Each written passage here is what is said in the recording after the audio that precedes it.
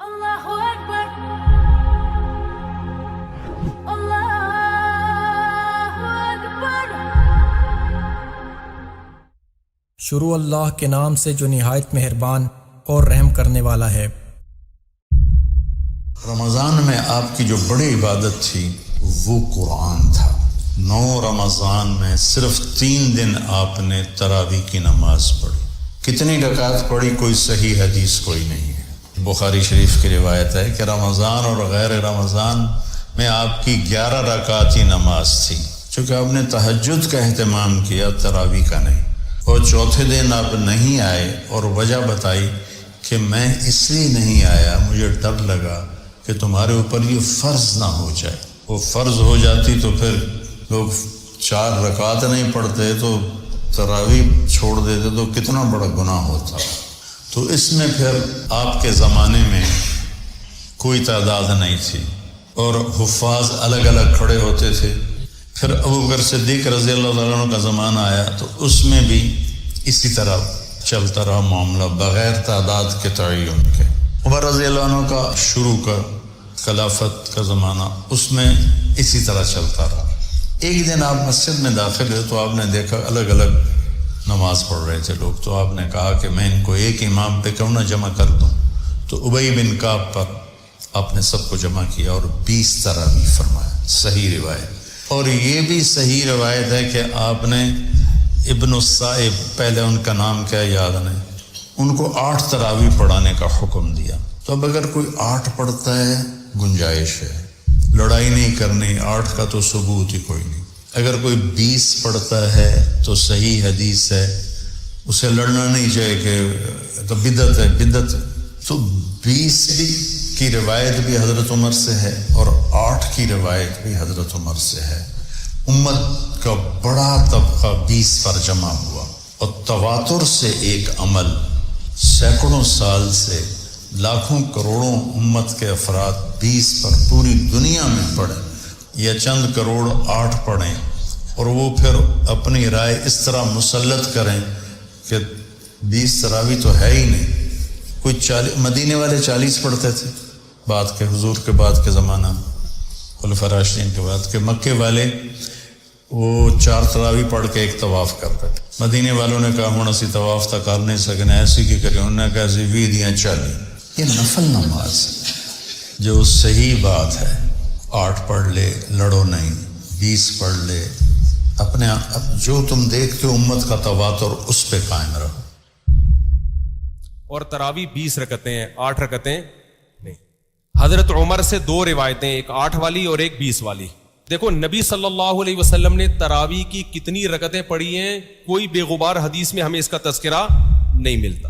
بس اتنا ہے کہ 3 دن پڑھی ہے، بس کتنی پڑھی ہے ہمیں نہیں پتا۔ یہ ہمیں حضرت عمر کے عمل سے پتا چلتا ہے، کیونکہ حضرت عمر بدعتی نہیں ہو سکتے، کیونکہ انہوں نے جب جماعت سے 20 رکعتیں پڑھائی ہیں حضرت عمر نے، تو اس کا مطلب نبی نے ان 3 دن میں کتنی پڑھی تھی۔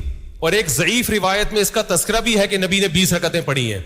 تو ضعیف روایت کی تائید جب خلفائے راشدین کے عمل سے ہو گئی تو وہ ضعیف بھی عملاً کیا بن گئی، صحیح بن گئی ہے وہ۔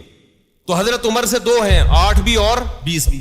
8 والی پر امت نے کسی امت نے عمل ہی نہیں کیا، کیونکہ وہ بالاتفاق مضطرب ہونے کی وجہ سے ضعیف ہے، سند کی وجہ سے نہیں بلکہ مضطرب، کیونکہ جو راوی حضرت عمر سے 8 بیان کر رہا ہے وہی کتنی بھی بیان کر رہا ہے، 20 بیان کر رہا ہے۔ اور جب ہم صحابہ کے دور میں دیکھتے ہیں تو ہمیں سب جگہ 20 نظر آ رہی ہیں، 8 کہیں بھی نظر نہیں آ رہی۔ تو یہ کیسے ممکن ہے کہ حضرت عمر نے 8 شروع کی ہو اور کوفہ، بصرہ، دمشق سب جگہ 20 ہو رہی ہوں؟ اس سے پتہ چلتا ہے کہ حضرت عمر سے جو 20 والی روایت ہے وہ صحیح ہے، 8 والی صحیح نہیں ہے۔ اور اس کی سب سے بڑی دلیل یہ ہے کہ موطا امام مالک میں ہے 8 رکعتوں والی، جو امام مالک نے نقل کی ہے، لیکن امام مالک خود 8 کا فتویٰ نہیں، وہ خود 20 سے زیادہ کے قائل ہیں، وہ تو 20 کے بھی نہیں 36 کے قائل ہیں۔ تو یہ کیسے ممکن ہے کہ کتاب کا مؤلف 8 والی ذکر کر رہا ہو مگر خود اس روایت پر عمل نہ کر رہا ہو؟ ان باتوں کا کسی اہل حدیث عالم کے پاس جواب نہیں ہے۔ ترمذی میں ایک روایت پیش کی جاتی ہے امام احمد بن حنبل سے، یہ روایت ہے کہ اس میں کوئی مخصوص عدد ثابت نہیں ہے، جتنی چاہے پڑھ لو، لیکن امام احمد کی جو اپنی اصل کتابیں ہیں فقہ کی، اس میں امام احمد کے شاگرد جو امام احمد سے ذکر کرتے ہیں، امام احمد بن حنبل کے نزدیک بھی 20 رکعتیں مختار ہیں۔ तभी फिक़ह हम्बली में तरावी की रकतें कितनी है? 20। और इमाम अबू हनीफा के नजदीक भी लोग पता है मुझसे क्या कहते हैं? लोग जो है ना कहते हैं कि यार आप इन हदीसों का इनकार कर रहे हो जिसमें 8 आता है। 8 वाली जो बुखारी की हदीस है ना, उसका तरावी से कोई ताल्लुक नहीं है। बुखारी में आता है नबी रमजान और गैर रमजान में 8 पढ़ते थे, उसका तरावी से कोई ताल्लुक, वो तो गैर रमजान में भी थी। मैं लोगों से एक बात कहता हूं, एक कुरान और हदीस वो है जो अबू हनीफा, शाफी, मालिक और अहमद बिन हम्बल ने समझा, और एक कुरान और हदीस वो है जो 15वीं सदी के मौलवी समझ रहे हैं। किसकी फहम ज्यादा सही होगी? तुम इमाम शाफी को छोड़ रहे हो, तुम इमाम अबू हनीफा को छोड़ रहे हो, तुम इमाम मालिक को छोड़ रहे हो, तुम अहमद बिन हम्बल जैसे मुहद्दिस और फकीह जो इमाम बुखारी के उस्ताजों में है, उनको छोड़कर फॉलो किसको कर रहे हो? और तुम कह रहे हो हम सिर्फ कुरान और हदीस को मानते हैं, हम किसी और चीज को नहीं मानते। तुम कुरान और हदीस को नहीं मानते मेरे भाई, तुम मुकल्लिद हो, अंधे मुकल्लिद हो। उस तशरीह को नहीं मानते जो अहमद बिन हम्बल कर रहे हैं, जो अबू हनीफा कर रहे हैं, जो इमाम मालिक कर रहे हैं, जो इमाम शाफी कर रहे हैं। ये बड़े बड़े ताबीईन, तबा ताबीईन, मुज्तहिदीन जिनको पूरी उम्मत ने फॉलो किया है। तो 8 रकत की जो मुवत्ता इमाम मालिक की हदीस है, उस 8 रकत पे इमाम मालिक ने फतवा नहीं दिया। क्यों? इसलिए कि वो हदीस मुस्तरब है, उसमें रावी एक बयान पे टिकता नहीं है, कहीं 20 बयान करता है, कहीं 8। जब रावी के बयान में तजाद हो तो हदीस मुस्तरब होने की वजह से रद्द हो जाती है। ये जो तरावीह का लफ्ज है ये 8 रकतों पे फिट ही नहीं बैठता है। बहकी की हदीस है कि असलाफ जब तरावीह की नमाज पढ़ा करते थे, असलाफ से मुराद सहाबा ताबीईन, तो 4 रकतों के बाद आराम किया करते थे। तो इसलिए 4 रकत को तरवीहा कहा गया। इस्तिराहत का लफ्ज सुना है आप लोगों ने? आराम। तरवीह आराम देना, राहत, राहत कहते हैं आराम, रेस्ट। क्योंकि 4 रकतों के बाद आराम करते थे तो उन 4 रकतों को क्या कहा गया? एक तरवीहा, यानी रेस्ट है इसके बाद। अब तरवीहा का जो लफ्ज है ना, 4 रकतों के बाद क्या हो रहा है? रेस्ट। तो अगर ये 8 रकतें होती तो इनको मुहद्दिसीन तरावीह ना कहते बल्कि तरवीहतान कहते या तरवीहतैन कहते, और इनके बीच में वैसे भी रेस्ट की जरूरत पड़ती नहीं, तो तरवीहतैन कहते, इनको मुहद्दिसीन तरावीह नहीं कहते। और तरावीह का लफ्ज है जमा। अरबी में जमा कम से कम अफराद कितने होते हैं? उसके 3, तो कम से कम 12 रकतें होनी चाहिए। लेकिन तरावीह भी जमा कसरत है तो उनको तरावीह कहा जाएगा।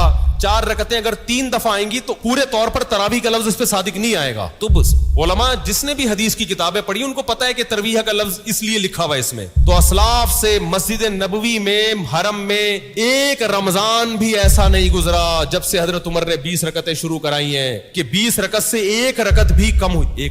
उम्मत इतनी बड़ी गुमराही पर 1400 साल से जमा हो गई। तो मेरे भाई जो आपसे कुरान और सुन्नत के नाम पे बात करे ना, उसे बोले भाई ठीक है मैं कुरान और सुन्नत ही को मानता हूं, मगर कुरान और सुन्नत की वो तशरीह जो इन मुज्तहिदीन ने की है उसको मानूंगा। जो 15वीं सदी के मौलवी कर रहे हैं तशरीह, मैं उसको, चाहे वो सऊदी हो। तो इसलिए जो तरीका सदियों से तवातुर के साथ चला आ रहा है वो कितनी रकतों का है? 20 रकतों का। तो उसी को फॉलो करना चाहिए। हुजूर ने तरावी की नमाज या क़यामुल लैल ना उसे फर्ज करार दिया, ना उसके बाद जमात कोई एहतमाम किया मुस्तकिल। सिर्फ 3 रातें आपने जमात करवाई है, उसमें 8-8 रकतें आपने पढ़ी हैं कि जो आपका मामूल था तहज्जुद का वो पढ़ी, और तहज्जुद के वक्त ही जमात कराई है। ये है वो हदीस। इसके अलावा किसी नमाज तरावी जो है जो हम पढ़ते हैं 20 रकतें इशा के साथ मुत्तसिल, इसका कोई जिक्र न दौर नबवी में है न दौर सिद्दीक़ अकबर में है। ये दौर हजरत उमर की खिलाफत में हुआ है। हजरत उमर एक मरतबा मस्जिद में दाखिल हुए, मस्जिद नबवी में, तो देखा कि कुछ लोग 8, 10, 12 जो है वो एक हाफिज के पीछे खड़े हुए कुरान सुन रहे, कुछ दूसरे कोने में खड़े हैं, कुछ कहीं और खड़े हैं, मुख्तलिफ जमातें हो रही। तो उन्होंने सोचा कि क्यों ना इन सबको एक इमाम के पीछे जमा कर दिया जाए, और इसके लिए लोगों की सहूलत के लिए इशा के साथ मुत्तसिल रख दिया जाए। इसलिए कि तहज्जुद के वक्त उठना जो है वो तो हर कसो नाकस का काम नहीं है कि इशा के बाद अगर थोड़ा सा इजाफी वक्त हो सिर्फ तो ये हर शख्स कर लेगा। लिहाजा आपने ये निजाम तजवीज फरमाया कि इशा के मुत्तसिलन बाद 20 रकत नमाज पढ़ी जाए और एक इमाम के पीछे पढ़ी जाए। ये गोया कि इज्तिहाद है हजरत उमर रज़ी अल्लाह तआला अन्हु। इसको आपने खुद बिदअत भी करार दिया है, लेकिन बिदअत हसना। बिदअत किस एतबार से? लुग़वी एतबार से, नई बात, इसलिए कि हुजूर के जमाने में नहीं थी, तो ये इस तरीके से एक नई बात। लेकिन ये बात चूंकि बहुत अच्छी है, बहुत उम्दा है। आप जब ये निजाम चल पड़ा तो एक दिन मस्जिद में आए, देखा कि बड़ी बड़ी मस्जिद है, साहबा खड़े हैं और एक इमाम के पीछे कुरान सुन रहे हैं। आपने फरमाया निअमल बिदअतु हाज़िही, ये जो हमने नई बात शुरू की है ये बहुत अच्छी है। अब यहां से फर्क वाक़े हो गया है। एक तो अहले तशय्यो जो है वो तो वैसे ही हजरत उमर से बहुत دشمنی رکھتے ہیں، اناد رکھتے ہیں. تو حضرت عمر کے اجتہادات سے انہیں نفرت ہے، انہیں دوری ہے. ہمارے ہاں اہل حدیث حضرات بھی در حقیقت حضرت عمر یا کسی اور خلیفہ راشد کے فعل کو وہ سمجھتے ہیں کہ یہ ایگزیکٹو آرڈرز ہیں، یہ ہمیشہ کے لیے نہیں. حضرت عمر نے اپنے دور میں ایک نظام قائم کیا، ان کے دور کے لیے ٹھیک تھا، یہ ہمیشہ کے لیے نہیں. ہمیشہ کے لیے وہ 8 ہی رکعتوں کے قائل ہیں، وہ تہجد والے. لیکن اس میں بہرحال انہوں نے بھی خود یہ اضافہ کیا ہے کہ وہ 8 رکعتیں وہ عشاء کے ساتھ متصل پڑھتے ہیں، تہجد کے وقت تو نہیں پڑھتے. اور حضور نے تو صرف 3 روز جو ہے وہ کرائی تھی جماعت، وہ لوگ 30 دن یا 29 دن پڑھ رہے ہیں، تو اضافہ تو انہوں نے بھی کر دیا. لیکن اہل سنت جو کہلاتے ہیں، ہمارے جو 4 جو ہیں، جو ہمارے مسلک ہیں، حنفی، مالکی، شافعی، حنبلی، ان کا اتفاق ہے اس پر حضرت عمر کا، کیونکہ ان کے سامنے اصول یہ ہے کہ حضور نے فرمایا علیکم بسنتی وسنت الخلفاء الراشدین المہدیین، تم پر لازم ہے کہ میری سنت کو پکڑو مضبوطی کے ساتھ، اور میرے خلفاء راشدین مہدیین جو ہیں ان کی سنت کو پکڑو. اس اصول سے یہ 4 فقہ جو ہیں حضرت عمر کے اجتہادات جو ہیں ان کو بھی پابندی سمجھتے ہیں کہ تمام عمر کے لیے قیامت تک کے لیے امت مسلمہ پر ان کی پیروی لازم. لہذا اس پہ اجماع ہے. اور یہاں تک کہ مسند احمد ابن حنبل جو ہے وہ بہت بڑی کتاب ہے، بہت اہم کتاب ہے، جامع کتاب ہے. تو ان کے ہاں بھی 20 رکعتیں ہیں. چنانچہ حرمین شریفین میں، سعودی عرب میں، مکے اور مدینہ منورہ میں جو نماز تراویح ہوتی ہے اس کی 20 رکعتیں ہیں. لیکن اہل حدیث حضرات جو ہیں وہ اس 8 کے اوپر اکتفا کرتے ہیں. بہرحال یہ ایک اختلاف ہے جو میں نے اس کا پس منظر بیان کر دیا. لیکن اس 20 رکعت نماز سے ادا کرنے سے جو کہ زیادہ سے زیادہ 50 منٹ یا 1 گھنٹہ لگتا ہے، اس سے وہ قیام اللیل کا حق ادا نہیں ہوتا. قیام اللیل کا تو کچھ اور ہی تقاضا ہے. قیام کسے کہتے ہیں؟ یہ سورہ مزمل سے واضح ہوتا ہے. یا ایھا المزمل قم اللیل الا قلیلا نصفہ او انقص منہ قلیلا او زد علیہ ورتل القرآن ترتیلا. آدھی رات یا آدھی رات سے کچھ کم، یعنی تہائی رات، یا آدھی رات سے کچھ زائد، 2/3 رات، یہ ہے قیام اللیل. چنانچہ سورہ مزمل ہی کی آخری آیت جو دوسرا رکوع مشتمل ہے جس پر، اس میں صاف کہہ دیا گیا ان ربک یعلم انک تقوم ادنی من ثلثی اللیل ونصفہ وثلثہ وطائفۃ من الذین معک. اے اللہ کے نبی، اللہ خوب واقف ہے کہ آپ بھی اور آپ کے ساتھ ایک جماعت بھی رات کو کھڑی رہتی ہے، 2/3 رات یا آدھی رات یا 1/3 رات. تو یہ سارا معاملہ جو ہے قیام اللیل کا، گویا کہ کم سے کم 1/3 رات پر اس کا اطلاق ہو سکے گا. یہ ہے قیام اللیل. یہ قیام اللیل صرف تراویح کی نماز سے جو پڑھ لی جاتی ہے. اور ہمارے ہاں تو یہ ہے، وہاں کم سے کم یہ تو تھا، صحابہ کرام کھڑے ہوتے تھے تو جو قاری پڑھ رہا ہوتا تھا وہ ان کے دل میں اترتا جاتا تھا، اس کا مضمون اور مفہوم جو ہے ان کو معلوم ہے. لہذا وہ اس کی زبان سے نکلا ہوا ہر لفظ ان کے قلب کی گہرائیوں تک اتر رہا ہے. یہاں تو یہ ہے پیرٹ لائک حافظ ہے، اسے خود پتہ نہیں میں کیا پڑھ رہا ہوں. اکثر حفاظ جو ہیں وہ عالم تو نہیں ہوتے، اور جو سن رہے ہیں انہیں کچھ پتہ نہیں ہم نے کیا سنا ہے. ثواب ملے گا لیکن جو مقصد ہے وہ حاصل نہیں ہوتا. حدیث میں فرمایا رسول کریم صلی اللہ علیہ وسلم نے کہ ان اللہ افترض علیکم صیامہ وسننت لکم قیامہ، او کما قال صلی اللہ علیہ وسلم، کہ اللہ تعالیٰ نے تو تمہارے لیے دن کے وقت میں روزے فرض کیے ہیں، اور میں نے تمہارے لیے رات کے وقت میں اللہ تعالیٰ کی بارگاہ میں کھڑے ہونے کو سنت بنایا ہے. تو رات کے وقت میں اللہ تبارک و تعالیٰ نے اپنی ذات کے ساتھ خصوصی تعلق قائم کرنے کے لیے یہ تراویح کا سلسلہ رکھا ہے، 20 رکعتیں. اور یہ کرشمہ بھی رمضان کے اندر نظر آتا ہے کہ جن لوگوں کو 5 وقت فرض نماز میں مسجد میں آنے کی توفیق بھی نہیں ہوتی عام دنوں کے اندر، لیکن تراویح کی جیسی لمبی نماز میں 1.5 گھنٹہ، بعض اوقات 2 گھنٹے، اور وہ بڑے استقامت کے ساتھ تراویح میں شریک ہوتے ہیں.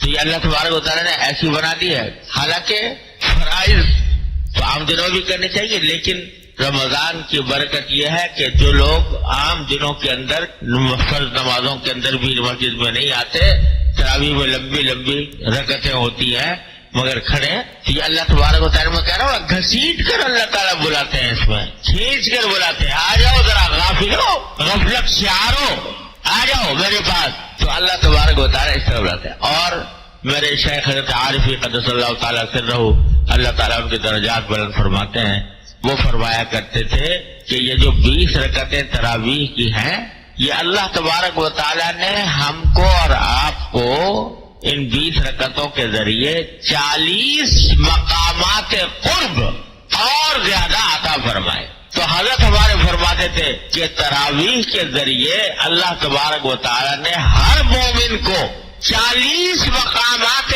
قرب مزید عطا فرما دی ہے عام دنوں کے مقابلے میں. کیونکہ 20 رکعتوں میں کتنے سجدے؟ 40 سجدے.